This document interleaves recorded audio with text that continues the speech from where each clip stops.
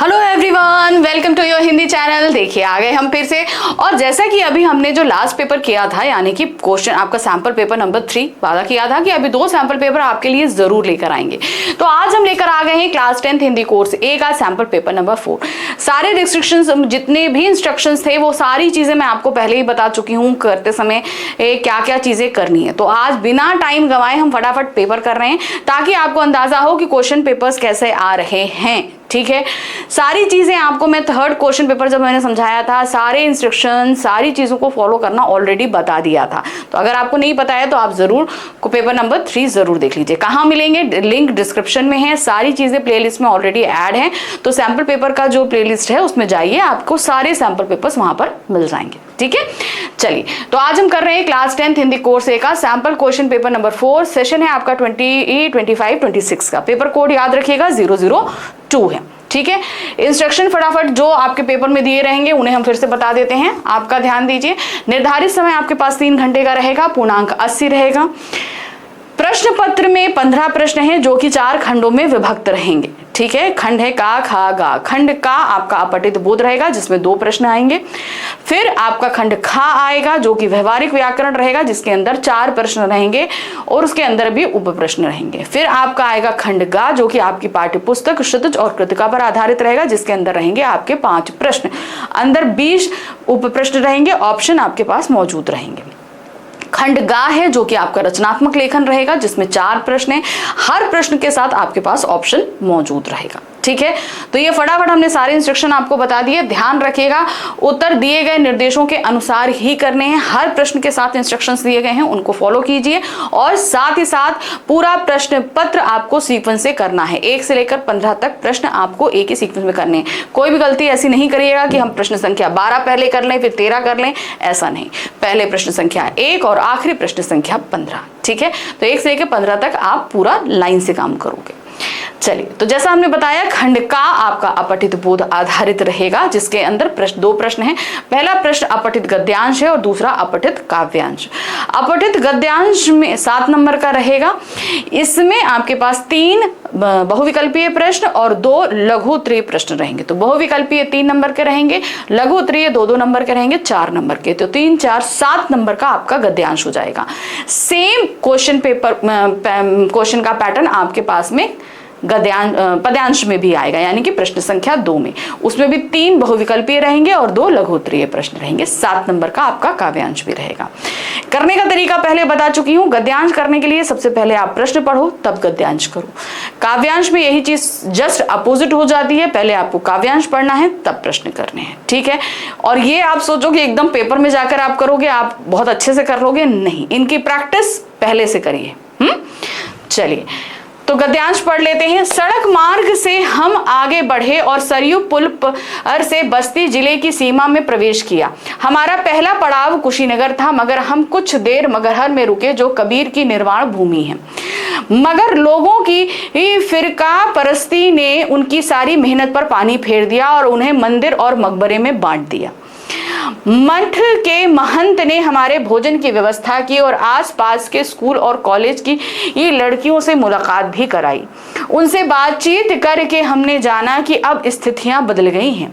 अब लड़कियों की पढ़ाई और नौकरी पर ध्यान दिया जाता है, मगर उनमें सामाजिकता का लोप सा हो गया है। अब ब्याह और मरनी हरनी में एका नजर नहीं आता। गीतों की बात चली तो वहां मौजूद 50-60 लड़कियों में से किसी को भी लोकगीत याद ही नहीं थे। वहां से हम कुशीनगर पहुंचे। रात घिरने लगी, मगर हम पंडरी गांव के लोगों से मिले। कुशीनगर से लगभग 20 किलोमीटर होने पर भी यहाँ विकास का एक कण भी नहीं पहुंचा था, मगर यहाँ के युवा सजग हैं। वे स्वप्रयास से स्कूल भी चलाते हैं। रात को हम बौद्ध मठ में ठहरे। यह मठ किसी शानदार विश्राम गृह से कम नहीं था। सुबह हम केसरिया गांव गए। सामाजिक और पारिवारिक विघटन के इस दौर में एकमात्र संयुक्त परिवार वहां मिला।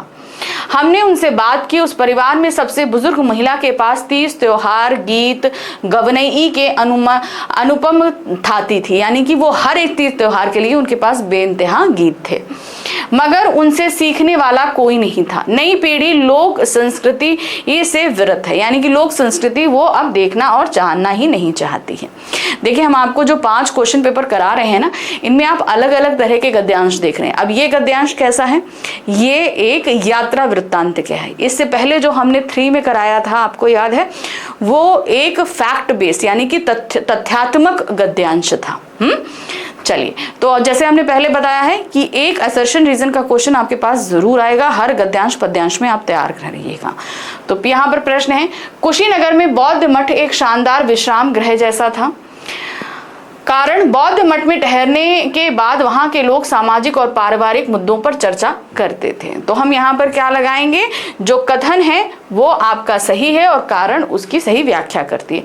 वो विश्राम गृह इसलिए अच्छा था क्योंकि वहां पे सभी लोग पारिवारिक तौर पर मिल बैठकर बातें कर रहे थे। ठीक है, अगला प्रश्न है, कुशीनगर यात्रा के दौरान कुछ खास बातें देखी गई, उनमें से सही विकल्प का चयन कीजिए। चलिए देखते हैं। कुशीनगर में लोग सामाजिक और पारिवारिक समस्याओं से चिंतित थे। वहां के युवा अपने स्वप्रयास से स्कूल चला रहे थे। लड़कियों को लोकगीतों का ज्ञान था? नहीं, बिल्कुल नहीं था। बस्ती जिले के लोग धार्मिक आधार पर बटे हुए थे? बिल्कुल सही है। तो यहाँ पर हम क्या आ जाएंगे, पहला और दूसरा आपका सही है। ठीक है, तो हम बस्ती जिला तो गए ही नहीं ना, तो यहाँ पर क्या हो जाएगा, पहला और दूसरा सही है। ठीक है, चलिए नेक्स्ट आ जाते हैं। अब आपको कॉलम मिलाना है। कबीर की निर्माण भूमि कौन सी थी? मगरहर थी, है कि नहीं। सामाजिक और पारिवारिक विघटन हमने कहां पर देखा? कुशीनगर में देखा। सुंदर बौद्ध मठ केसरिया गांव में था, है ना। तो पहले का दूसरा है, तो पहले का दूसरा यहां पर भी है। ठीक है, तो ये इन दोनों में से कोई सही हो सकता है। दूसरे का है आपका पहला, तो दूसरे का पहला ये और तीसरे का तीसरा, तो यहाँ पर थर्ड वाला जो ऑप्शन है ये आपका सही होगा। दूसरे का पारी ये कुशीनगर में देखा गया था, सो ये तीसरे का तीसरा ही रहेगा, तो थर्ड वाला ऑप्शन हमारा सही है। चलिए, तो 3 आपके बहुविकल्पीय प्रश्न हो गए। अब हम आ जाते हैं अपने लघुत्तरीय प्रश्न पे। बहुत ध्यान से, क्योंकि लघुत्तरीय प्रश्न है, 25 से 30 शब्दों के अंदर आपको इसका आंसर देना पड़ेगा। ठीक है, क्या है, लेखक ने पंडेरी गांव की क्या विशेषता बताई थी? क्या बताई थी कि भाई यहाँ विकास तो नहीं हुआ, लेकिन यहाँ के जो युवक हैं वो बहुत ही जागरूक हैं और अपने प्रयास से ही यहाँ पर स्कूल वगैरह चला रहे हैं, ये चीज बताई थी। कुशीनगर के अत्यंत निकट होने के बावजूद पंडेरी गांव में कोई विकास नहीं हुआ, लेकिन वहां के युवा सजग हैं, वह स्व प्रयास से स्कूल भी चलाते हैं, अर्थात अगर वर्तमान सजग है तो भविष्य बेहतर अवश्य होगा। ठीक है, अगला प्रश्न है, केसरिया गांव में मिले एकमात्र संयुक्त परिवार के बारे में लेखक को क्या पता चला? कि भाई वहां की जो सबसे बुजुर्ग महिला है उनके पास हर एक तीज त्योहार के लिए बहुत सारे गीत हैं। उनके पास गीतों का खजाना है, लेकिन उसे सीखने के लिए कोई भी नहीं है, क्योंकि नई जो पीढ़ी है वो अपनी संस्कृति से कहीं विरत है। लेखक को पता चला कि उस संयुक्त परिवार की सबसे बुजुर्ग महिला के पास तीज त्योहार गीत गवनई के अनुपम धरोहर थी, लेकिन नई पीढ़ी इसे सीखने में रुचि नहीं रखती थी, अथवा उन रीति रिवाजों और परंपराओं का निर्वाह करने वाला कोई नहीं था। यानी कि अब आगे कौन लेके जाएगा? चलिए, अब हम आगे प्रश्न संख्या 2 में, जहां पर हमारे पास एक अपठित काव्यांश दिया रहेगा। ठीक है, उसे पढ़ना है और उस पर आधारित आपके पास 5 प्रश्न में, जिसमें 3 आपके बहुविकल्पीय और 2 लघुत्तरीय प्रश्न है। तो ये पैरा हमारा प्रश्न संख्या 2 है, ये 7 नंबर का रहेगा। क्या है, राम और रावण दोनों की राशि थी एक, रावण जहां दुष्ट था वहां राम थे नेक। रावण के पास थी अकूत संपत्ति, जबकि राम के पास केवल सन्मति। रावण ने हरण जानकी का किया था और परिचय कायरता का दिया था। दशानन का छोटा भाई था विभीषण, वहीं राम के प्रिय थे अनुज लक्ष्मण। रावण ने विभीषण का किया तिरस्कार, इसीलिए रावण का हुआ बंटा धार। विभीषण जानता था रावण के भेद, इसीलिए राम रावण को जीत पाए। राम लौटे लंका से जीत का डंका बजाए, तभी कहते हैं घर का भेदी लंका ढाए। ठीक है, बड़ी अच्छी कविता थी, हमको भी पढ़ के बहुत अच्छा लगा। ठीक है, चलिए अब इस पर पहले बहुविकल्पीय प्रश्न। पहला है, रावण के बंटाधार का मुख्य कारण क्या था? विभीषण उनके हर एक भेद को जानता था। इसी कारण जब वो राम जी से जाके मिला तो रावण के सारे भेद को उन्होंने बता दिया था। तो सही क्या है? राम का शक्तिशाली होना, रावण का दुष्ट होना, अपने छोटे भाई विभीषण का तिरस्कार करना या जानकी का हरण करना। तो सही क्या है? अपने छोटे भाई विभीषण का तिरस्कार करना, जिससे वो उनसे अलग हो गया और उसने जाकर सबको भेद बता दिया था। चलिए अब कथन और कारण आधारित प्रश्न आया है। कथन क्या है? रावण और राम दोनों की राशि एक थी लेकिन उनके गुण भिन्न थे। बिल्कुल सही है, दोनों की राशि रा एक ही थी। रावण के पास संपत्ति और शक्ति थी जबकि रावण के पास सन्मति और नैतिकता थी। बिल्कुल सही। कथन और कारण दोनों सही हैं। तो कथन एक सही है और कारण कथन एक की सही व्याख्या करता है। चलिए अब आ जाते हैं प्रश्न संख्या 3 पे। काव्यांश के अनुसार निम्नलिखित कथनों में से कौन सा कथन सही है? 4 कथन दिए गए हैं, देखते हैं कौन सा सही है। रावण ने विभीषण का तिरस्कार किया जिससे उसकी हार निश्चित हुई। सही है। राम और रावण की राशि एक जैसी थी लेकिन उनके चरित्र में अंतर था। ये भी सही है। विभीषण ने रावण के भेद जानकर राम की मदद की। रावण की हार के कारण राम की नैतिकता और सम्मति थी। तो यहाँ पर पहला, दूसरा और जो है तीसरा भी यहाँ पर सही कहेंगे, लेकिन ये एक ही है। विभीषण ने रावण के भेद जानकर राम की मदद करी, ये भी सही है।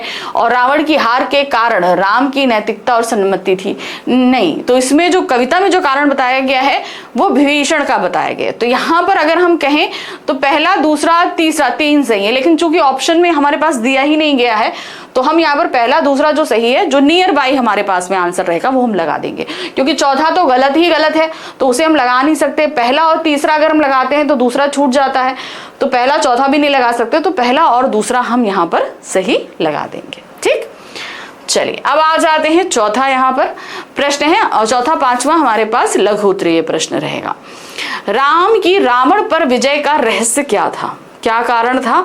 वो रहस्य का कारण था विभीषण, रावण द्वारा विभीषण का तिरस्कार किया जाना और विभीषण का राम जी की मदद करना, है ना।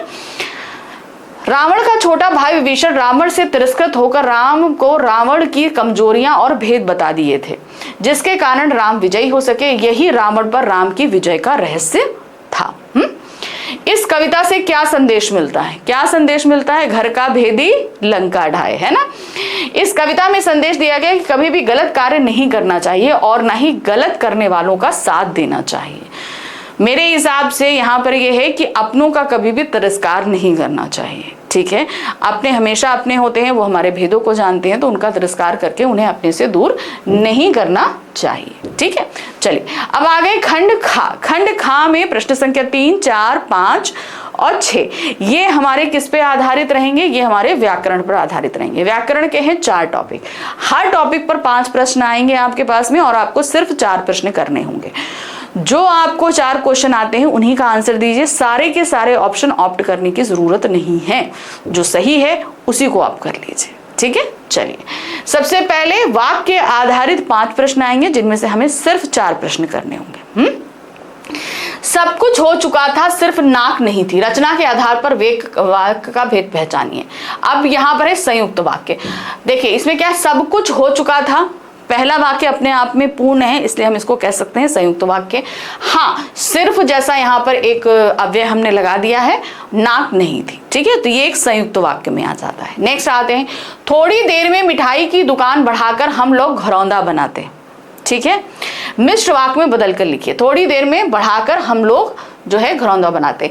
अब इसे मिश्र वाक्य में 2 अलग अलग वाक्य तो हैं, मिठाई की दुकान बढ़ाना और घरौंदा बनाना। ठीक है, इन दोनों में हमें पहले वाले में कोई एक अव्यय लगाना पड़ेगा जिसके कारण वो अपूर्ण हो जाएगा। थोड़ी देर में जब हम लोग मिठाई की दुकान बढ़ा देते तब घरौंदा बनाते, तो जब और तब जैसा हमने यहाँ पर अव्यय लगा दिया। ठीक, अगला प्रश्न है, जब हम बनावटी चिड़ियों को चट कर जाते तब बाबूजी खेलने के लिए ले जाते। ठीक है, क्या होता? आश्रित उपवाक्य पहचान कर लिखिए, उनका भेद भी लिखिए। तो हमने आपको हमेशा कहा है कि आश्रित उपवाक्य हमेशा अव्यय से स्टार्ट होगा। 2 वाक्य हैं, 2 में एक जो है वो अव्यय से शुरू होगा। अब यहाँ पर आप देख सकते हैं, जब हम बनावटी चिड़ियों को चट कर जाते तब बाबूजी खेलने के लिए आते। अब यहाँ दोनों ही वाक्यों में है, तो उस कंडीशन में आप क्या करोगे? सबसे पहले ये क्या करोगे? जो क्रिया पहले संपन्न हुई। कौन सी संपन्न हुई? ये यहाँ पर चिड़ियों को चट कर जाना। तो यहाँ पर बाबू, जो क्रिया बाद में संपन्न होती है वो मुख्य वाक्य होती है। तो बाबूजी खेलने के लिए आते, ये मुख्य वाक्य है, तो आश्रित हो जाता जब हम बनावटी चिड़ियों को चट कर जाते। तो खेलना और चट करना ये क्रिया की विशेषता को बतला रहा है, इसलिए क्रिया विशेषण उपवाक्य होगा। तो आश्रित उपवाक्य जब हम बनावटी चिड़ियों को चट कर जाते। भेद है क्रिया विशेषण उपवाक्य। छांटने और करने के तरीके हम आपको पहले भी समझा चुके हैं, ठीक है। कानाफूसी हुई और मूर्तिकार को इजाजत दी गई, ये एक संयुक्त वाक्य है, सरल वाक्य में बदलिए, ठीक है। तो आपको एक क्रिया को कंटिन्यूअस करना होगा, कर या के लगाकर, ठीक है। मूर्तिकार को कानाफूसी के बाद इजाजत दे दी गई। तो कानाफूसी हुई तो यहाँ पर मूर्तिकार, तो मूर्तिकार को कानाफूसी के बाद इजाजत दे दी गई, ठीक है। या कानाफूसी होते ही मूर्तिकार को इजाजत दे दी गई, आप ऐसे भी कर सकते हो, ठीक। सुबह होते ही चिड़ियां चहचहाने लगी, संयुक्त वाक्य में बदलिए। सुबह होते ही चिड़ियां चहचहाने लगी एक सरल वाक्य है। तो क्या? सुबह हुई और चिड़ियां चहचहाने लगी, तो दो सेंटेंस में ये बढ़ जाएगा, सुबह हुई और चिड़ियां चहचहाने लगी, ठीक। चलिए अब हम आ जाते हैं अपना अगला प्रश्न। प्रश्न संख्या 4 में हमारे पास वाच्य आधारित 5 प्रश्न आएंगे, हमें सिर्फ 4 प्रश्न करने होंगे, ठीक है। पहला प्रश्न है, हमने मैया के आंचल की छाया न छोड़ी, कर्म वाच्य में बदलिए। तो यहाँ पर ने लगा है, कर्तवाच्य है। तो क्या होगा?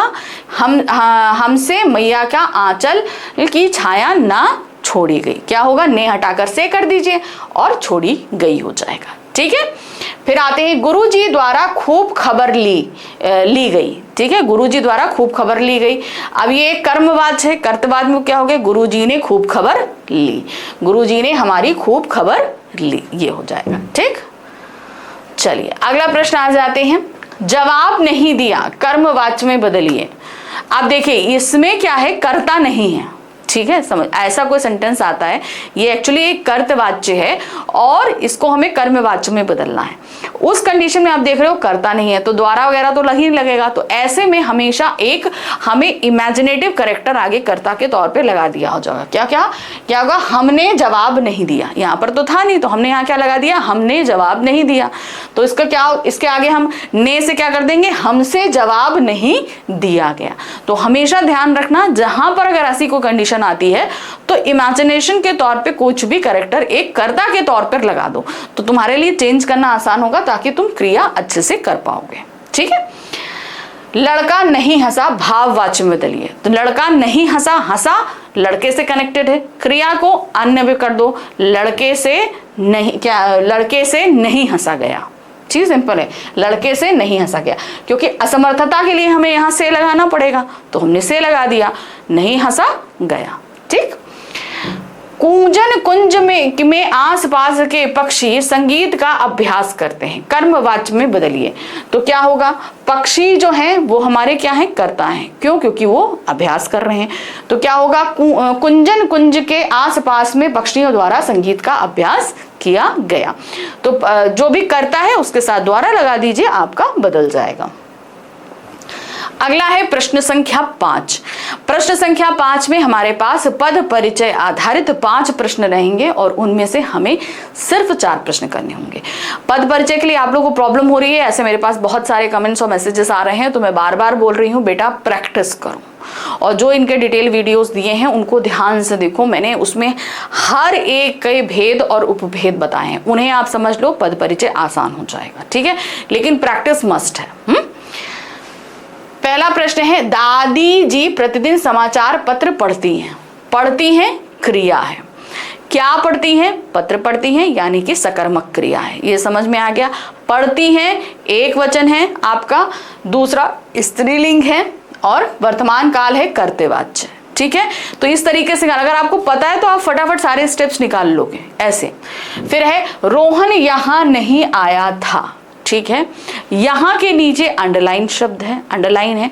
अब यहां क्या बता रहा है? वो क्रिया के होने की जगह को बता रहा है। तो सीधे सीधे ये क्या हो गया? क्रिया विशेषण है, स्थानवाचक क्रिया विशेषण है, और आया था क्रिया की विशेषता को बतला रहा है ना।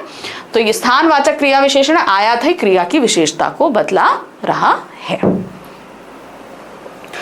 प्रश्न संख्या 3 है, वे मुंबई जा चुके थे। वे, ठीक है ना, तो ये सीधे सीधे क्या है, सर्वनाम है, पुरुषवाचक सर्वनाम है, अन्य पुरुष है, और चुके हैं से समझ में आ रहा है कि ये हमारा बहुवचन है, पुल्लिंग है और कर्ता कारक है, क्योंकि वे गए हैं तो वो सीधे सीधे कर्ता कारक में आ जाएंगे। अगला है, परिश्रमी अंकिता अपना काम समय से पूरा कर लेती है। अंडरलाइन वर्ड है परिश्रमी। परिश्रमी अंकिता की क्वालिटी यानी कि विशेषता को बता रही है, तो ये विशेषण है, गुणवाचक विशेषण है। अब अंकिता स्त्रीलिंग है, इसलिए परिश्रमी भी स्त्रीलिंग होगा, एक वचन होगा, ठीक है ना। तो गुणवाचक विशेषण है, विशेष अंकिता है, स्त्रीलिंग है और एक वचन है, ठीक। फिर आते हैं, रवि रोज सवेरे दौड़ता है। रवि एक व्यक्ति का नाम है, इसलिए ये संज्ञा है, व्यक्तिवाचक संज्ञा है, एक वचन है, पुल्लिंग है, कर्ता कारक है, ठीक है। व्यक्तिवाचक संज्ञा है, पुल्लिंग है, एक वचन है, कर्ता कारक है। तो बस इसी तरीके से आपको जितनी प्रैक्टिस करोगे ना, हर एक चीज जबानी रटेगी, जबानी आ जाएगी आपकी। जैसे वर्ड आया तुरंत आप समझ जाओगे कि ये क्या है। प्रश्न संख्या 6 है, जहां पर अलंकार आधारित 5 प्रश्न रहेंगे। उन 5 प्रश्नों में से आपको सिर्फ 4 प्रश्न करने होंगे, ठीक है। क्या है, हरिपद कोमल कमल से, सासी से सम सरिस किसमें आता है आपका, उपमा अलंकार में। तो हरि यानी कि श्री कृष्ण के पद जो कोमल है वो कैसे हैं, कमल के समान, तो उनके पैरों की तुलना कमल से की जा रही है, तो सीधे सीधे ये क्या हो जाएगा, उपमा अलंकार। राम नाम मणिदीप धरु जी देही द्वार, एक राम घन श्याम हित चातक तुलसीदास। तो यहाँ मणि और दीप, ठीक है, मणि मतलब क्या होता है, जो मणि वगैरह होती है वो, और दीप, जैसे दीप चमकता है वैसे मणि चमक रही, राम के नाम जो है मणि रूपी दीप के समान चमक रही है, ये बताया गया। तो यहाँ मणि और दीप में रूपक अलंकार है, ठीक है। नेक्स्ट आ जाते हैं, पायो जी मैंने राम रतन धन पायो। राम रतन, राम और रतन में रूपक अलंकार है, ठीक है ना। राम को रतन और रतन को ही राम के रूप में बता दिया गया है, ठीक। हनुमान की पूंछ में लगन न सकी आग, लंका सगरी जल गई गए निशाचर पाग।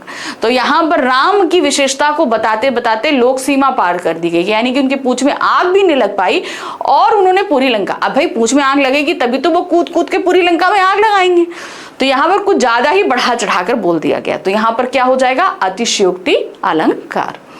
मेघ आए बड़े बनठन के संवर के। अब मेघ जो कि एक प्रकृति है, वो मानवों की तरह बन सज के संवर कर आ रही है, तो ये क्या हो जाएगा, मानवीयकरण अलंकार, ठीक।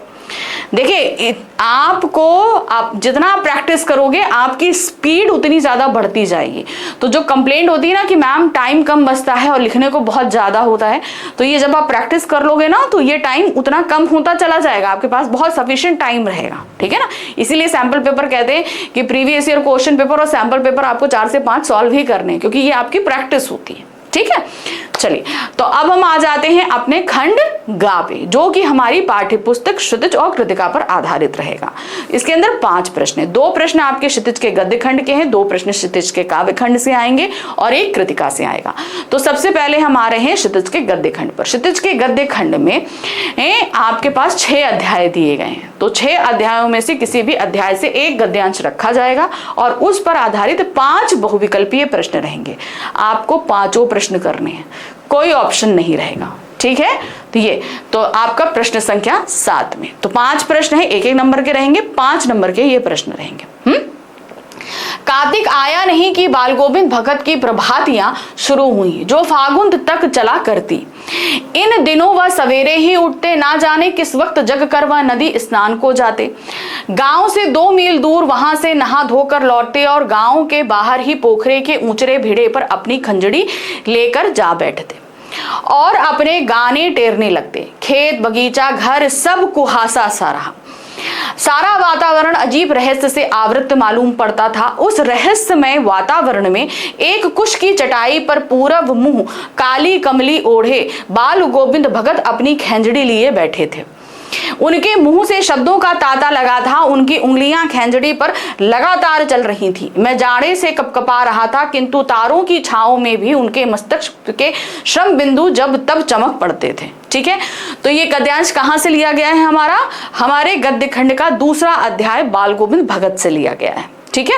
अब इस पर है 5 बहुविकल्पीय प्रश्न और पांचों के पांचों करने, कोई ऑप्शन नहीं है हमारे पास में। ठीक है, देखिए क्या है। प्रभातियां किसे कहते हैं? तड़के नहाना, भोर का गीत, सुबह टहलना, बातचीत करना। तो प्रभातियां मैंने आपको सुबह भी बताया कि बहुत अर्ली मॉर्निंग जो गाने गीत गाए जाते हैं उन्हें प्रभातियां कहते हैं। तो यहाँ पर जो है वो सेकेंड ऑप्शन सही है, तो कथन दूसरा यहाँ पर सही होगा। ठीक, चलिए। बाल गोविंद भगत की कार्तिक महीने में शुरू होने वाली गतिविधियों में शामिल है। क्या करते थे वो? सुबह उठ के नदी का स्नान करते थे, जल्दी उठते, स्नान करते, खंजरी बजाते, मतलब ये सभी गतिविधियां उनकी शामिल थी। तो हम क्या करेंगे? सभी विकल्प सही हैं। अब आ जाते हैं तीसरा, वातावरण को रहस्यमयी क्यों कहा गया है? अब जो वातावरण है वो रहस्यमयी क्यों है? क्योंकि चारों तरफ कोहरा छाया, क्योंकि हमें ज्यादा दूर का दिख नहीं रहा है, इसलिए उसको क्या कहा गया? बहुत रहस्यमयी है। निर्जन स्थान होने के कारण, सुहाने मौसम के कारण, ठंड के कारण, कुहासे के कारण। तो सही ऑप्शन क्या है? कुहासे के कारण। अगला है, लेखक बाल गोविंद भगत को देखकर आश्चर्यचकित क्यों हो जाता है? वो एकदम से लेखक को जब देखते हैं तो क्यों आश्चर्यचकित हो जाते हैं? दिनचर्या और कारनामे को देखकर, ठंड और कुहासे को देखकर, उनके पागलपन को देखकर, उनका गाना सुनकर। बाल गोविंद भगत को देखकर इसलिए क्योंकि एक तो इतना जो है ठंड है, तो उनकी दिनचर्या ठंड में भी वैसी ही चल रही है, वैसे ही उनके कारनामे, सब कुछ वैसे ही हो रहा है। तो सीधे सीधे यहाँ पर क्या हो जाएगा? दिनचर्या और कारनामे को देखकर। चलिए, प्रश्न संख्या 5 कथन और कारण आधारित है। तारों की छांव में भी उनके मस्तक पर श्रम बिंदु जब तक चमक पड़ते हैं, यानी कि इतने ठंड में भी उनके जो माथा है उस पर आपको पसीने की बूंदें दिख जाती हैं। ठीक है, तो इसका कबीर के गानों को पूरी तन्मयता और नाच के गाने के ठंड से भी श्रम बिंदु झलकते थे। तो यहाँ कथन और कारण से क्यों श्रम बिंदु आ रहे हैं? क्योंकि कबीर के गानों को वो पूरी तन्मयता के साथ गा रहे थे, है कि नहीं? तो कथन और कारण दोनों सही है और कथन कारण की सही व्याख्या करता है। ठीक, चलिए अब आ गए प्रश्न संख्या 8। प्रश्न संख्या 8 में गद्यखंड के 6 अध्यायों में से आपके सामने 4 प्रश्न रखे जाएंगे। ठीक है, 6 अध्यायों में से 4 प्रश्न रखे जाएंगे और 4 में से आपको सिर्फ 3 प्रश्न करने हैं। कितने करने हैं? 4 में से 3 प्रश्न करने हैं। हर प्रश्न का उत्तर आप 25 से 30 शब्दों में दोगे। एक प्रश्न के लिए आपको मिलेंगे 2 नंबर, तो जब आप 3 प्रश्न कर दोगे तो आपको मिलेंगे 6 नंबर। ठीक है, तो बहुत ध्यान रखिएगा वर्ड लिमिट का। जो चीजें आपको मैं बता रही हूँ बहुत ध्यान रखिए, क्योंकि एग्जाम बहुत निकट है, तो बहुत सावधानी के साथ सब कुछ करना है कि नहीं?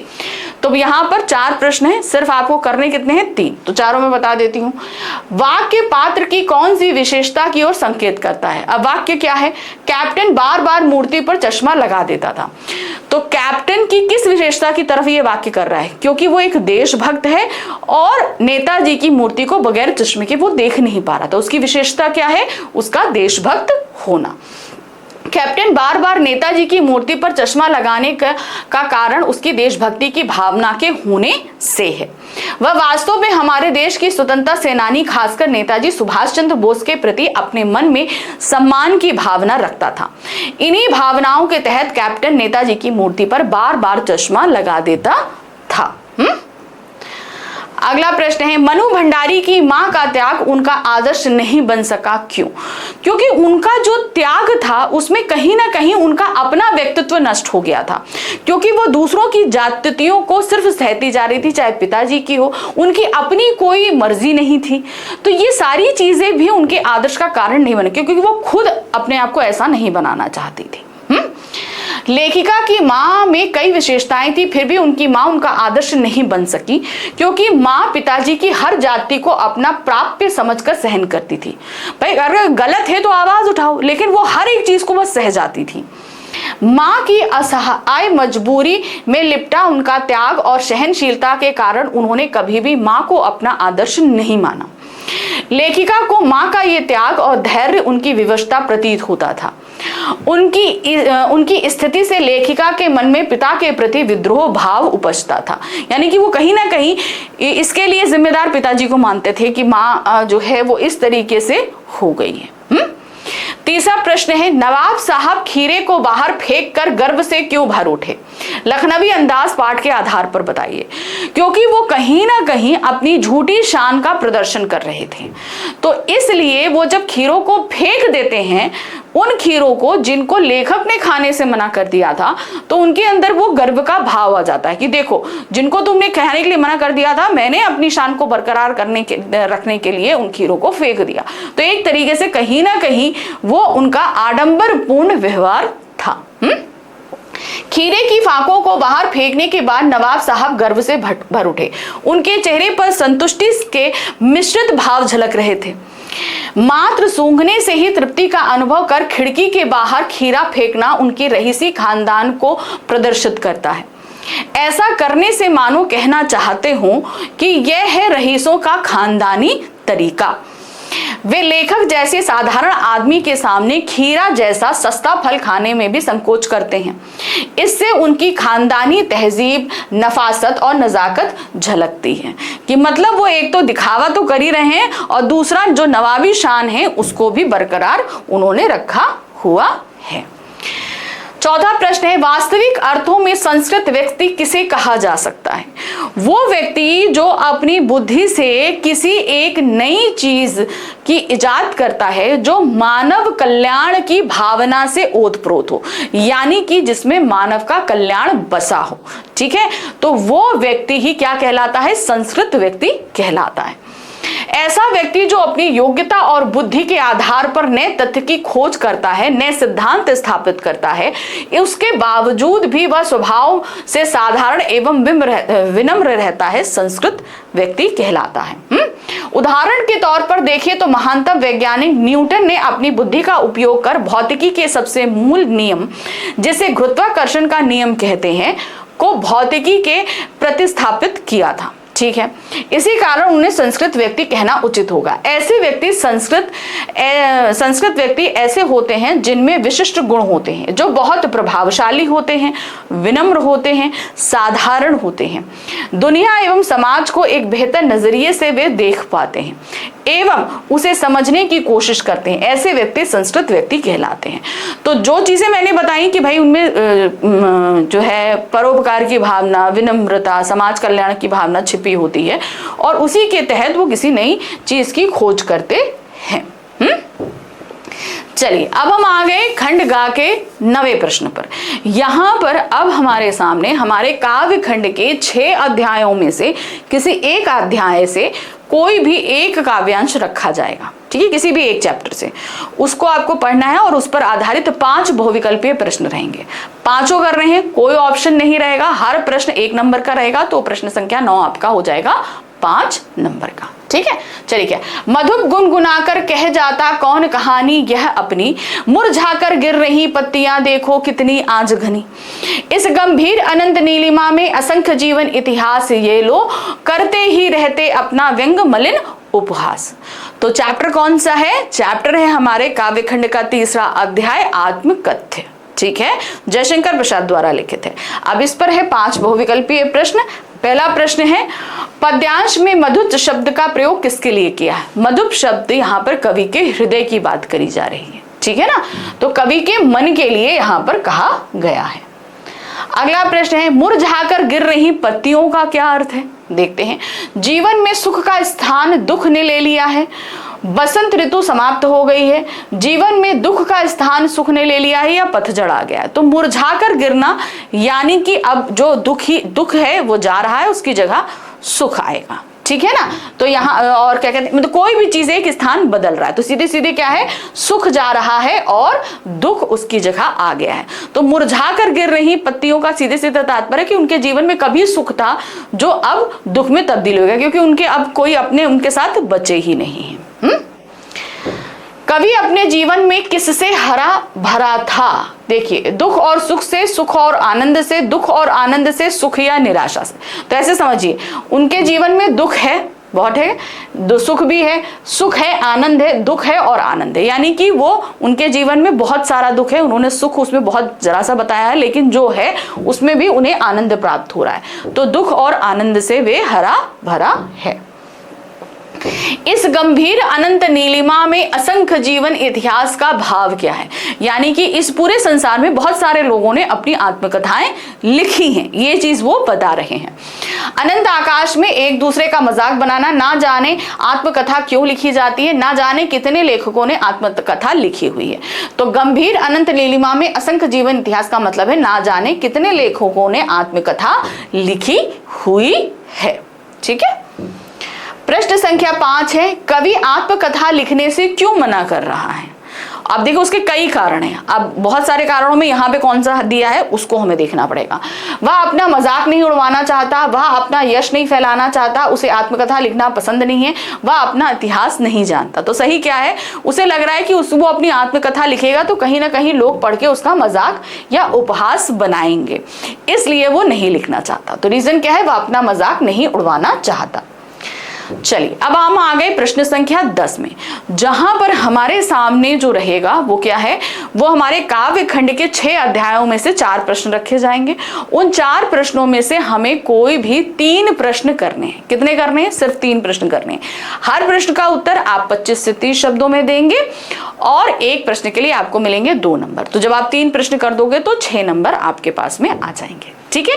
तो पहला प्रश्न है, उत्साह कविता में बादल किनके प्रतीक है? कविता के आधार पर 2 बिंदुओं को लिखिए। ठीक है। जब 2 बिंदु दिए हों तो बस आपको 2 ही लिखने हैं, ज्यादा नहीं बढ़ना। ठीक है। उत्साह कविता में बादल निम्नलिखित का प्रतीक है। पहला है, बादल नवीन चेतना और क्रांति का प्रतीक है। बादल लोगों में जोश लाकर नवीन आशा का संचार करने का प्रतीक है। ठीक है। तो इन 2 चीजों का प्रतीक है, आप इस तरीके से बता देंगे। अगला प्रश्न है, शिशु के धूल धूसित शरीर को देखकर कवि नागार्जुन ने क्या कल्पना की? धूल से भरे उनके शरीर को देखकर बच्चे के उनको लगा कि जो कमल है जो तालाब में खिलता है, आज वो तालाब छोड़कर इनकी गरीब सी झोपड़ी में आकर खिल गया है। ये उन्होंने कल्पना की थी। शिशु के धूल धूसित शरीर को देखकर कवि नागार्जुन को ऐसा प्रतीत होता है कि मानो शिशु के रूप में कमल का पुष्प तालाब छोड़कर उनकी झोपड़ी में खिला है। बालक का सानिध्य पाकर उनके जीवन में सुख का आगमन हुआ है, यानी कि उन्हें बहुत अच्छा लग रहा है उस बालक का वहां पर होना। तीसरा क्वेश्चन है, भाव स्पष्ट कीजिए। कुछ पंक्तियां दी गई हैं, उनका भाव लिखना है। पंक्तियां क्या हैं? और उसकी आवाज में जो एक हिचक साथ सुनाई देती है या अपने स्वर को ऊंचा ना उठाने की जो कोशिश है, उसे विफलता नहीं उसकी मनुष्यता समझा जाना चाहिए। यह कविता है मंगेश डबराल द्वारा लिखित संगतकार कविता। अब इन पंक्तियों का भाव यानी कि आप अर्थ कम से कम शब्दों में, यहाँ पे आपको बहुत ज्यादा शब्द दिख रहे हैं नहीं, आपको बहुत कम शब्दों में बताना है, 25 से 30 शब्दों में। तो बहुत ही कम शब्दों में आप उनके अर्थ को बता देंगे। प्रस्तुत कविता मंगलेश डबराल द्वारा रचित संगतकार कविता से ली गई है, जिसमें कवि यह बताने का सफल प्रयास कर रहा है कि गायन के दौरान मुख्य गायक का साथ देने वाले संगतकार की भूमिका को नकारा नहीं जा सकता है। कवि के अनुसार संगतकार की आवाज में संकोच स्पष्ट सुनाई देता है, परंतु यह उसकी अयोग्यता ना होकर अपने मुख्य गायक के प्रति उसका श्रद्धा भाव है। इसी श्रद्धा भाव के कारण वह सतर्क रहता है। ठीक है। तो आपको मैंने थोड़ा डिटेल में बताया, आप बहुत छोटे से 2 लाइन में इस अर्थ को समेटना। ठीक है, कि उसकी आवाज मुख्य गायक से ऊपर ना चली जाए, इसीलिए उसे दबाने की कोशिश करता है और इसीलिए उसकी आवाज में वो हिचक हमें साफ सुनाई देती है, जिससे मुख्य गायक की पहचान और उसका अस्तित्व कम ना हो जाए।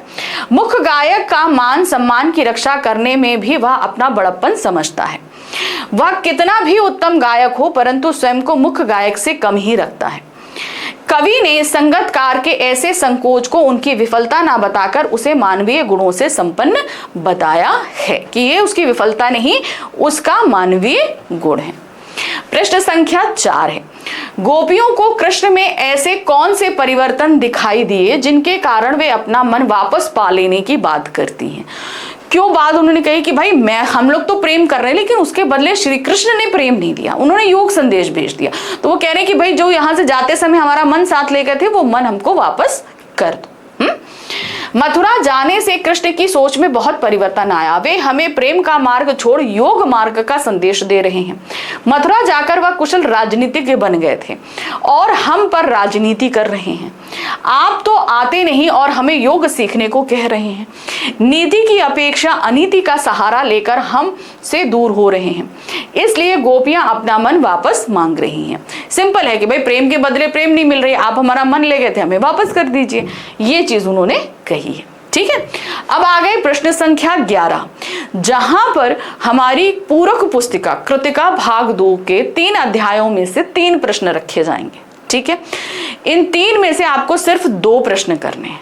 ठीक है, तो आप में से बहुत सारे बच्चे कहते हैं कि मैम एक चैप्टर छोड़ देते हैं, खाली 2 पढ़ें चैप्टर। नहीं, आप हमेशा तीनों चैप्टर पढ़ो और उसमें से सिर्फ 2 क्वेश्चन ही करो। मान लो कि आपने जो चैप्टर छोड़ दिया वो आप नहीं कर पाए, वो तो आपने किया ही नहीं, तैयार ही नहीं किया, और जो तो तैयार किए उसमें से अगर किसी एक प्रश्न का उत्तर नहीं आया तो आप 3 में से सिर्फ 1 का उत्तर दे पाओगे। ठीक है ना, इसलिए 3 के 3 तीनों चैप्टर आप पढ़ना। बहुत मुश्किल नहीं है, बहुत आसान से चैप्टर है, थोड़ा सा ध्यान लगा के पढ़ लो। चलिए, आप लोग सब कुछ कर सकते हैं, बस थोड़ा सा ध्यान देने की जरूरत है, इतना मुश्किल नहीं है। हाँ, चलिए, तो अब यहाँ पर आप जो भी प्रश्न करेंगे उसका उत्तर आपको लिखना है 50 से 60 शब्दों में। ये एक लॉन्ग क्वेश्चन है, दीर्घोत्तरीय प्रश्न है। एक प्रश्न के लिए मिलेंगे आपको 4 नंबर, तो जब 2 प्रश्न करोगे तो आपको मिलेंगे 8 नंबर।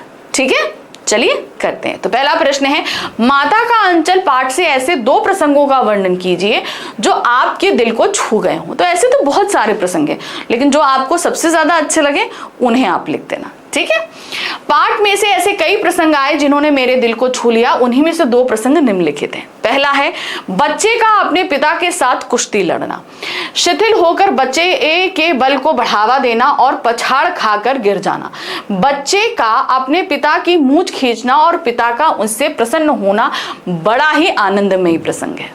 ठीक है, एक तो ये प्रसंग बड़ा अच्छा लगा। दूसरा, बच्चों द्वारा बारात का सॉन्ग रचते हुए समधी का बकरे पर सवार होना, दुल्हन का लिवा लाना व पिता द्वारा दुल्हन का घूंघट उठाने ने सब बच्चों का भाग जाना। ठीक है, जैसे उठाने पे उठाते हैं और सब बच्चे भाग जाते हैं।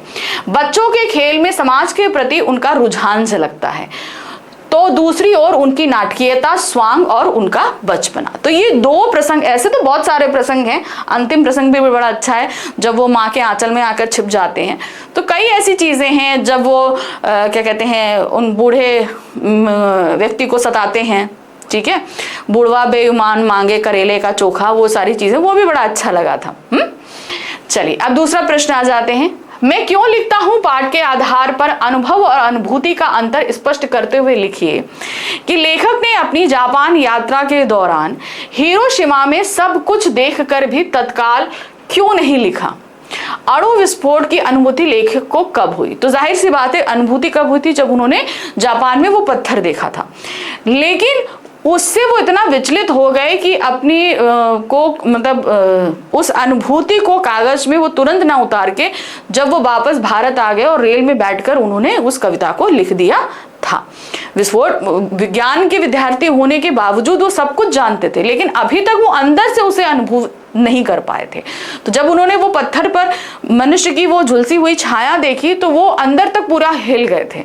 तब उन्होंने अपने आप को सही में उस परमाणु विस्फोट का भोक्ता समझा, उसे अंदर तक अनुभूति ली और बाद में उन्होंने उस पर कविता लिखी। लेखक ने जापान यात्रा के दौरान हिरोशिमा में सब कुछ देखकर भी तुरंत नहीं लिखा, क्योंकि उन्होंने प्रत्यक्ष रूप से उस घटना की अनुभूति नहीं की थी। मतलब उन्होंने वो विस्फोट का स्थल भी देखा, रोगियों को भी देखा, लेकिन अभी तक उसे अंदर तक वो महसूस नहीं कर पाए थे। अनुभव वह सत्य है जो सीधे जीवन में घटित होता है, जबकि अनुभूति उस सत्य की संवेदना और कल्पना के सहारे आत्मसात करने की प्रक्रिया है। लेखक को अणु विस्फोट की वास्तविक अनुभूति तब हुई जब उन्होंने सड़क पर टहलते समय जले हुए पत्थर पर लंबी उजली छाया देखी, जिसने उन्हें गहराई से प्रभावित किया। इस तरह की अनुभूति ने लेखक को उस दर्द और त्रासदी को गहराई से समझने और व्यक्त करने के लिए प्रेरित किया। जब उन्होंने वो उजली छाया देख ली तो उन्हें लगा कि नहीं, ऐसा उनको महसूस हुआ कि जब विस्फोट हुआ तो उस समय वही मौजूद थे। तब उन्होंने अंदर तक वो बहुत ही ज्यादा जो है उद्वेलित हुए और तब उन्होंने उस कविता को लिखा था। तीसरा प्रश्न है, साना साना हाथ जोड़ी पाठ में एशिया के जल स्तंभ किन्हें कहा गया है? ग्लेशियर्स को कहा गया है ना। प्रकृति के जल संचय की प्रक्रिया को अद्भुत क्यों कहा गया है? हम प्रकृति के इस ऋण को किस प्रकार प्रतिदान दे सकते हैं? तो जो ये जल स्तंभ है वो है ग्लेशियर। जल संचय क्या होता है? गर्मियों में ये बर्फ के रूप में जमा हो जाते हैं और सर्दियों में जमा हो जाते हैं और गर्मियों में ये पिघलकर नदी में बहते हुए पानी के रूप में पूरे मैदानी इलाकों में लोगों की प्यास को बुझाते हैं, है ना। तो ये प्रकृति के जल संचय का तरीका है। साना साना हाथ जोड़ी पाठ में एशिया के जल स्तंभ बड़े बड़े हिम शिखरों को बताया है। ये हिम शिखर सर्दियों में जल को हिम के रूप में इकट्ठा करके रखते हैं और जब गर्मियों में पानी के लिए सब तरफ त्राही त्राही मच रही होती है तो यही जल शिखर पिघलकर हमारे कंठों की प्यास बुझाते हैं। यदि प्रकृति ने बर्फ के माध्यम से जल संचय की व्यवस्था ना की होती तो हमारे जीवन के लिए आवश्यक जल की आपूर्ति संभव नहीं थी। प्रकृति के इसी जल संचय की प्रक्रिया को अद्भुत कहा गया है। हम इसका ऋण इस प्रकार चुका सकते हैं कि हम नदियों को गंदा ना करें, पानी को प्रदूषित ना करें, क्योंकि जब हम जल हमारे लिए इतना कीमती है तो उसको संरक्षित करना भी हमारी जिम्मेदारी है। ठीक है, चलिए खंड गा खत्म हो गया। अब हमारा खंड घा शुरू हो रहा है जिसके अंदर है हमारे पास 4 प्रश्न। तो सबसे पहले हमारे पास प्रश्न आ रहा है प्रश्न संख्या 12, जिसके अंदर दिए गए हैं हमारे पास 3 अनुच्छेद के शीर्षक। ठीक है, 3 में से कोई भी एक अनुच्छेद आपको करना है। जो भी अनुच्छेद करोगे आपको 120 शब्दों से ज्यादा नहीं लिखना और उसके लिए आपको 6 नंबर मिलेंगे। अब ध्यान रखिए, चूंकि इसमें 3 अनुच्छेद का ऑप्शन दिया गया है आपके सामने, कोई एक करना है, तो जिसमें आप बहुत अच्छी तरीके से जिस टॉपिक के बारे में लिख सकते हैं, आप जानकारी रखते हैं, वो ही आप लिखना। देखिए जो 3 ऑप्शंस दिए रहेंगे उसमें एक तो आपका फैक्ट बेस्ड रहेगा, एक आपका इमेजिनेटिव बेस्ड रहेगा और एक आपका एक्सपीरियंस बेस्ड रह सकता है। ठीक है ना, या कोई व्यक्तित्व हो सकता है या कोई एक्सपीरियंस, इस तरीके से हो सकता है।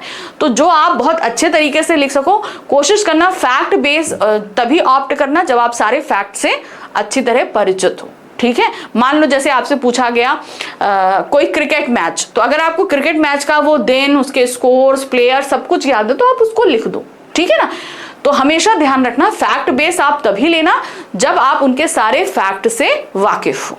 ठीक है, चलिए तो पहला है आतंकवाद समस्या और समाधान। इस पर आपको अनुच्छेद लिखना है। संकेत बिंदु दिए गए, अपने मन से नहीं करना है, जो संकेत बिंदु दिए गए हैं उसी के आधार पर आपको लिखना है। संकेत बिंदु क्या है? ज्वलंत समस्या क्यों है आपको ये बताना है, फिर बताना है आतंकवाद की जड़ क्या है, फिर बताना है समाधान क्या हो। ठीक है, तो ये 3 संकेत बिंदु दिए, बस इतना ही लिखना है, बहुत ज्यादा लिखने की जरूरत नहीं है। बंदूक, मशीन गन, तोपे, एटम बम, हाइड्रोजन बम, परमाणु हथियार, मिसाइल आदि का अधिक मात्रा में निर्माण होना, आबादी का तेजी से बढ़ना, राजनीतिक सामाजिक अर्थव्यवस्था, देश की व्यवस्था के प्रति असंतुष्ट, शिक्षा की कमी, गलत संगति, बहकावे में आना, आतंकवाद के इसके अलावा बहुत से कारण हो सकते हैं। मतलब ये कारण तो हैं, इसके अलावा बहुत सारे कारण हो सकते हैं। आजकल अपनी बात को मनवाने व सही साबित करने के लिए आतंकवाद को ही पहला हथियार बनाया जाता है। आतंकवादी के अंदर समाज, देश के प्रति विद्रोह और असंतोष होता है। अब भाई वो क्यों बनता है? क्योंकि कहीं ना कहीं वो सिस्टम से नाखुश होता है, इसलिए वो आतंकवाद बन जाता है, या उसके अंदर कहीं ना कहीं ये भावना डाली जाती है जबरदस्ती। ठीक है, भ्रष्टाचार, जातिवाद, आर्थिक विषमता, भाषा का मतभेद, ये सब आतंकवाद के मूल तत्व हैं। इन्हीं के बाद आतंकवाद पनपता है। आतंकवाद का मुख्य उद्देश्य सामाजिक व राजनीतिक सिस्टम को आहत पहुंचाना है, यानी कहीं ना कहीं नुकसान पहुंचाना है। आतंकवाद का असर सबसे ज्यादा आम जनता को होता है, जिसमें कितने ही निर्दोष लोगों को अपनी जान गंवानी पड़ती है। आतंकवादी समूह देश की सरकार को बताने के लिए ये सब करते हैं, लेकिन जिस पर वे ये जुर्म ढाते हैं वे उन्हीं के भाई बहन होते हैं। जाहिर सी बात है, आप अगर नुकसान पहुंचा रहे हो तो जनता को पहुंचा रहे हो। मासूम होते हैं जिनका सरकार आतंकवाद से कोई लेना देना नहीं होता। एक बार ऐसा कुछ देखने के बाद इंसान के मन में जीवन भर के लिए डर पैदा हो जाता है, वो घर से निकलने तक से हिचकता है। भाई जो आतंकवाद को फेस करता है उसको भी तो डर बैठता है कि नहीं बैठता है? माँ को डर लगा रहता है उसका बच्चा घर वापस आएगा कि नहीं। धर्म को सही ढंग से समझना होगा। मानव जाति धर्म जातिवाद के भंवर में इस कदर फंस गई है कि धर्म के ऊपर इंसानियत के बारे में सोचती ही नहीं। धर्म हमारी सुविधा के लिए है। धर्म अच्छी शिक्षा, ज्ञान की बातें, इंसानियत सिखाता है। हमें धर्म जाति के ऊपर इंसानियत को रखना चाहिए। दुनिया में प्यार से बड़ी कोई चीज नहीं है। कहते हैं भगवान प्यार है, प्यार ही भगवान है। गॉड ने हमें अपने आसपास अपने पड़ोसी से प्यार करने की शिक्षा दी है। वो हमें कहता है दूसरों की गलती माफ करो जैसे मैं करता हूं, सबका समान रूप से सम्मान करो। अगर हम भगवान की बात का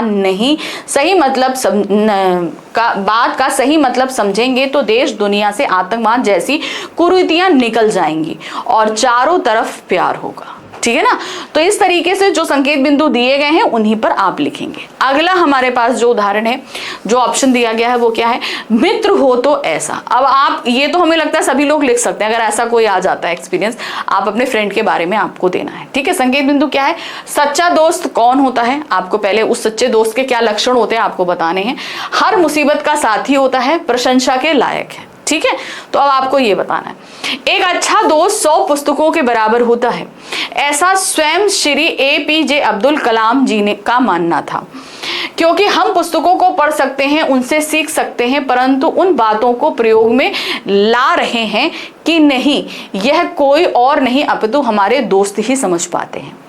हम पर हमारे संगत का असर इस कदर पड़ता है कि कोई बच्चा या तो बन ही जाता है या बिगड़ ही जाता है। कई बार जो एक अभिभावक नहीं सिखा पाते, बच्चे अपने दोस्तों से सीख आते हैं।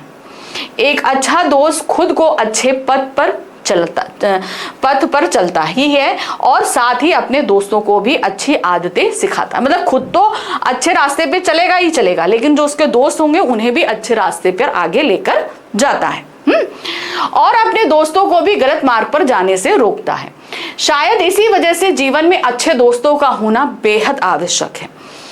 एक सच्चे मित्र के कुछ गुण होते हैं, जैसे कि वे कभी भी किसी से अपने मित्रों की बुराई नहीं करते, वे आपके पीठ पीछे आपकी बातें नहीं करते, किसी भी तरह की मुसीबत में आपको अकेला नहीं छोड़ते, बेमतलब की बातों पर बहस नहीं करते, आपके हालातों का कभी फायदा नहीं उठाते आदि।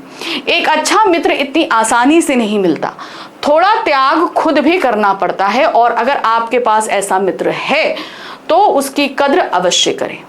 वे स्वयं भगवान का प्रसाद होते हैं जो जीवन के कठिन परिस्थितियों में इस कदर मदद कर पाते हैं कि आप आजीवन उन्हें भूल नहीं पाते। अगर भगवान ने आपको कुछ अधिक दिया है तो सदैव दूसरों की मदद करें और एक अच्छे मित्र का उदाहरण आप भी बने। ठीक है। तो एक अच्छा मित्र हमें मिले, हम उम्मीद करते हैं, तो हम भी एक अच्छा मित्र बने ताकि हम दूसरों की भी मदद कर सकें। ठीक है। चलिए, तीसरा और आखिरी हमारे पास में जो ऑप्शन है वो है शारीरिक शिक्षा और योग। ठीक है। एक हेल्दी, क्या कहते हैं ना, एक हेल्दी जो बॉडी होती है उसी में हेल्दी हार्ट निवास करता है, हेल्दी मस्तिष्क निवास करता है। ठीक है। तो वही चीज उन्होंने बोली है, शारीरिक शिक्षा और योग। इस पर आपको अनुच्छेद लिखना है और इसके संकेत बिंदु दिए गए हैं। शारीरिक शिक्षा का अर्थ एवं महत्व, दूसरा है शारीरिक शिक्षा और योग, प्रभाव और अच्छे परिणाम। ठीक है। देखते हैं। शारीरिक शिक्षा का तात्पर्य ऐसी शिक्षा से है जिसमें शारीरिक गतिविधियों के द्वारा शरीर को स्वस्थ रखने की कला सिखाई जाती है। शारीरिक विकास के साथ साथ इससे व्यक्ति का मानसिक, सामाजिक एवं भावनात्मक विकास भी होता है। शारीरिक शिक्षा में योग का स्थान बहुत महत्वपूर्ण है। इसका उद्देश्य शरीर, मन एवं आत्मा के बीच संतुलन स्थापित करना होता है। स्वस्थ शरीर में एक स्वस्थ मन रखने के लिए हर एक व्यक्ति को नियमित शारीरिक व्यायाम की आवश्यकता होती है। मतलब एक रूटीन बेस पे आपको एक्सरसाइज करनी होती है। यह मन को शांत एवं स्थिर रखता है, तनाव से दूर कर सोचने की क्षमता, आत्मविश्वास एवं एकाग्रता को बढ़ाता है। भाई देखिए, अगर हमारा शरीर स्वस्थ रहेगा तो हम बहुत सारी चीजें अच्छे से कर पाएंगे, है कि नहीं।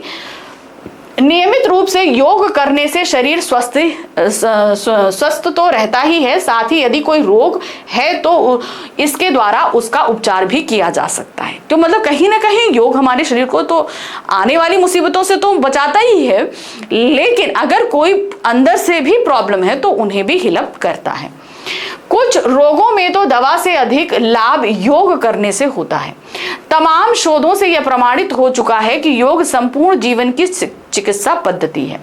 पश्चिमी देशों में भी योग के प्रति लोगों का आकर्षण बढ़ रहा है और लोग तेजी से इसे अपना रहे हैं। योग की बढ़ती लोकप्रियता एवं महत्व का ही प्रमाण है कि संयुक्त राष्ट्र संघ ने भी योग का समर्थन करते हुए 21 जून को योग दिवस घोषित किया है। ठीक है, अब हर साल हम लोग 21 जून को योग दिवस मनाते हैं। शारीरिक शिक्षा आधुनिक शिक्षा का एक महत्वपूर्ण हिस्सा है। वर्तमान परिवेश में योग न सिर्फ हमारे लिए लाभकारी है बल्कि विश्व के बढ़ते प्रदूषण एवं मानवीय व्यवस्थाओं से उपजी समस्याओं के निवारण के लिए भी सार्थकता और भी बढ़ गई है। जाहिर सी बात है, आजकल का हमारा जो रूटीन है और आसपास का जो पोल्यूशन है, कहीं ना कहीं योग हमें उन सारी चीजों से बचाता है कि धीरे धीरे ही सही आज पूरी दुनिया योग की शरण ले रही है। ठीक है, चलिए, तो हमारा प्रश्न संख्या 12 में जो 3 अनुच्छेद दिए थे तीनों बताए। तो अनुच्छेद के बारे में हम आपको पहले भी सतर्कता से बता चुके हैं, जिसके बारे में आप अच्छे से जानते हो, लिख सकते हैं, उन्हीं को ऑप्ट करिएगा। ठीक है, चलिए, प्रश्न संख्या 13 में आपके सामने 2 पत्र रहेंगे, एक औपचारिक एक अनौपचारिक। जिस विषय वस्तु को आप अच्छे से एक्सप्लेन कर सकते हैं, जिसका फॉर्मेट आपको अच्छे से पता है, वो वाला आप ऑप्ट करेंगे। तो दोनों ही पत्र रहेंगे, औपचारिक और अनौपचारिक। तो देखते हैं, पहला पत्र है हमारे पास में, आपका नाम अंकित या अंकिता है। तकनीकी संस्थानों में प्रवेश हेतु प्रदेश सरकार द्वारा आर्थिक दृष्टि से कमजोर प्रतिभाशाली छात्रों के लिए निशुल्क शिक्षण की जो व्यवस्था की गई है उसकी सराहना करते हुए किसी दैनिक हिंदी समाचार पत्र के संपादक को लगभग 100 शब्दों में एक पत्र लिखना है। तो जो भी आप पत्र करोगे 5 नंबर का रहेगा, 100 शब्दों में रहेगा आपका। तो ये एक संपादकीय पत्र है, औपचारिक है। ठीक है, फॉर्मेट पता है। तो यहाँ पर सेवा में संपादक महोदय, महाराष्ट्र टाइम्स मुंबई, डेट डाल देंगे, जिस भी डेट को, आपका 2 मार्च का पेपर है, 2 मार्च की ही डेट डालिएगा। निशुल्क शिक्षण की सराहना हेतु, जो निशुल्क शिक्षा कैंप लगाया था उसकी सराहना कर रहे हैं। महोदय, मेरा नाम अंकित है, मैं आपके प्रतिष्ठित समाचार पत्र का नियमित पाठक हूं। मुझे आपके समाचार पत्र द्वारा प्रकाशित किए जाने वाले प्रत्येक लेख, समाचार तथा अन्य महत्वपूर्ण जानकारियां पढ़ना अच्छा लगता है। मैं आपको पत्र के माध्यम से यह अवगत कराना चाहता हूं कि प्रदेश सरकार द्वारा तकनीकी संस्थानों में प्रवेश हेतु आर्थिक दृष्टि से कमजोर प्रतिभाशाली छात्रों के लिए निःशुल्क शिक्षण की व्यवस्था की गई है। इससे कई प्रतिभाशाली छात्र नौकरियां पाके अपने परिवार को आर्थिक मदद दे सकेंगे। इस कार्य के लिए मैं प्रदेश सरकार को धन्यवाद देना चाहता हूं। आपकी सफल प्रशासनिक पहलुओं और शिक्षा अधिकारियों के परोपकारी कार्य के लिए ऐसे प्रदेश सरकार को सम्मानित करना चाहिए जो कर्तव्यनिष्ठ और परोपकार से काम करते हैं। धन्यवाद, भवदीय अंकित कुमार, और नीचे आपने एड्रेस लिख दिया, या आप यहाँ पर लिख सकते हैं जागरूक पाठक। ठीक है, ये लिख सकते हैं। एड्रेस की यहाँ कोई आवश्यकता नहीं है, तो उसे आपको डालने की जरूरत नहीं है। ठीक है, एड्रेस हम तभी डालते हैं जब किसी को हम अपने क्षेत्र के बारे में बता रहे हैं। ठीक है, दूसरा प्रश्न है, आपके घर में आसपास की झुग्गी झोपड़ियों में रहने वाले बच्चों को स्कूल जाने को प्रेरित करने की योजना समझाते हुए अपने मित्र को पत्र लिखिए। ठीक है, तो झुग्गी झोपड़ी में बहुत सारे बच्चे रहते हैं जो स्कूल नहीं जाते, तो आपको उन्हें जागरूक करना है और इसकी आप एक योजना बना रहे हैं और ये योजना शेयर कर रहे हैं अपने मित्र के साथ में। तो मित्र को पत्र लिख रहे हैं, तो ये एक अनौपचारिक पत्र है। अनौपचारिक पत्र में हम सबसे पहले अपने एड्रेस को मेंशन करते हैं। देखिए क्या है, A2/75 मथुरा, दिनांक डाल देंगे। प्रिय मित्र अंकित, सप्रेम नमस्कार। मुझे यह देखकर बहुत वेदना होती है कि मेरे घर के आसपास झुग्गी झोपड़ी में रहने वाले अधिकांश बच्चे स्कूल नहीं जाते तथा उनके माता पिता उन्हें काम पर भेज देते हैं। हमारे देश में 14 साल तक के बच्चों से काम करवाना अपराध है तथा अनिवार्य शिक्षा देने की बात संविधान में है, तथापि इस नियम का उल्लंघन धड़ल्ले से होता है, मतलब कोई फॉलो नहीं करता है। मैंने अपने कक्षा अध्यापक से इस विषय में बात की, उन्होंने हम 5 विद्यार्थियों की एक टोली गठित कर दी है जो सभी मेरे मोहल्ले के निवासी हैं तथा सहपाठी भी हैं। हम सबने ये तय किया है कि स्कूल ना जाने वाले बच्चों के माँ बाप को हम यह बताएंगे कि सरकार ने अनिवार्य एवं निःशुल्क शिक्षा की व्यवस्था की है तथा वे पढ़ा लिखा कर अपने बच्चों के भविष्य का निर्माण कर सकते हैं। भाई जैसे वो लोग अनपढ़ रहे वैसे बच्चे नहीं रहे, ताकि आगे चल के वो कुछ काम कर सके।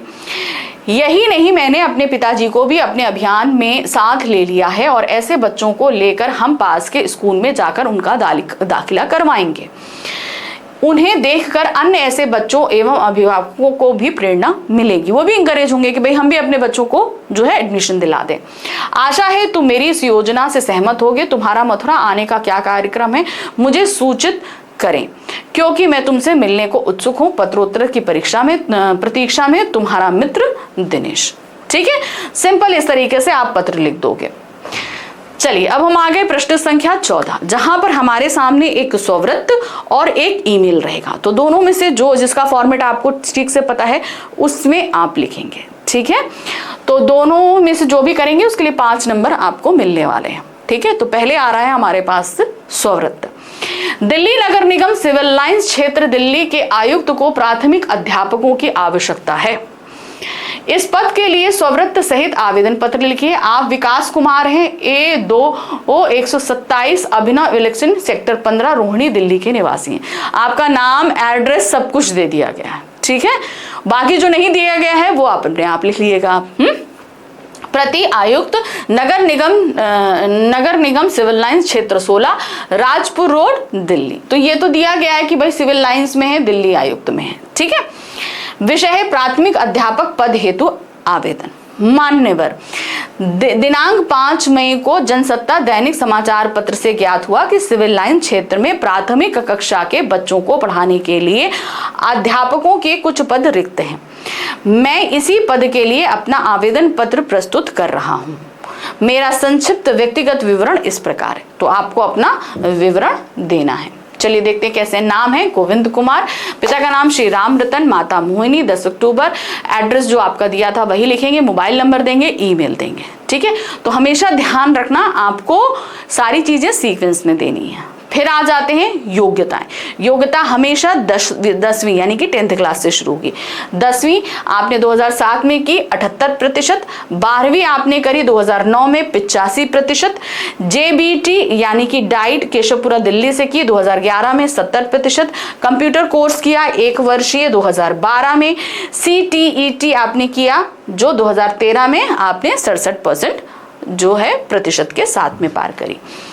अब उसके बाद आप देंगे कार्य अनुभव, आपको एक्सपीरियंस क्या है। ठीक है, नवोदय शिक्षा संस्थान में प्राथमिक कक्षाओं को पढ़ाने का 1 साल का अनुभव है। और इसके बाद आप अगर इसके बाद और भी एक्सपीरियंस है तो उसे भी आप लिखोगे, लेकिन ज्यादा लिखने की जरूरत नहीं क्योंकि हमारे पास एक वर्ड लिमिट है। ठीक है, फिर घोषणा। ठीक है, आशा है कि आप मेरी योग्यताओं पर सहानुभूति विचार करते हुए सेवा का अवसर प्रदान करेंगे। भवदीय धन्यवाद गोविंद कुमार, हस्ताक्षर, फिर डेट, फिर जो प्रतियां आप इसके साथ अटैच कर रहे हो यानी कि जो फोटोकॉपियां आप अटैच कर रहे हो अपने सर्टिफिकेट्स की वो लिखोगे। शैक्षिक प्रमाण पत्रों एवं अनुभव प्रमाण पत्र की छाया प्रतियां यानी कि जितने भी आपके जो मार्कशीट्स हैं और सर्टिफिकेट्स हैं उन्हें आप उनके साथ अटैच कर दोगे। ठीक है, और वर्क एक्सपीरियंस सर्टिफिकेट भी। अब आगे हम ऑप्शन में। ठीक है, स्ववृत्त हो गया। अब ईमेल है। क्या है, किसी विषय के प्रशिक्षण के लिए ईमेल लिखना है आपको। ठीक है, कुछ नहीं दिया है आपको, सिर्फ प्रशिक्षण। आपको प्रशिक्षण की जानकारी लेनी है कि ये देनी है, क्या करना है ये नहीं। ठीक है, तो आप दोनों में से कुछ भी करके लिख सकते हो। सबसे पहले HR90 जो भी आपका ईमेल, एक इमेजिनेटिव ईमेल बना लो। फिर है कंप्यूटर विषय के 10 विषय प्रशिक्षण हेतु जानकारी यानी कि आप 10 दिन के कंप्यूटर कोर्स का जानकारी लेना चाहते हैं। ठीक है, अभिवादन, आपका चयन कंप्यूटर विषय के 10 वर्षीय प्रशिक्षण के लिए हुआ है। आपको प्रशिक्षण अवधि के लिए भुगतान किया जाना है यानी कि आप बता रहे हो दूसरे को कि उनका सिलेक्शन हो गया है। ठीक है, आपका प्रशिक्षण मंगलवार 19 मार्च 2021 से शुरू होगा। जब आप प्रशिक्षण के लिए आए तो अपने साथ नीचे दिए गए दस्तावेजों की प्रतियां लेकर आए। यह दस्तावेज आपको विभाग में जमा करने होंगे। आवश्यक दस्तावेज हैं पासबुक, आधार कार्ड और पैन कार्ड। धन्यवाद, प्रेमा। ठीक है, तो जैसे दिया है ना प्रशिक्षण के लिए, तो आप कोई कैंप लगा होगा तो उसमें जिस लोगों को चयन किया गया उन सभी को मेल किया जा रहा है कि भाई आप सेलेक्ट हो गए हैं, आप आकर जो है प्रशिक्षण शुरू कर सकते हैं। ठीक है, अब हम आ गए हैं प्रश्न संख्या 15 जो हमारी प्रश्न पत्र का अंतिम प्रश्न है।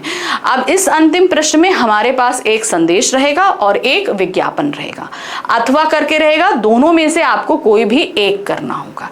तो सबसे पहले हमारे पास क्या आ रहा है, वो है एक विज्ञापन। क्या दिया गया है, पर्यावरण प्रदूषण को कम करने के लिए नए नए उपाय खोजे जा रहे हैं।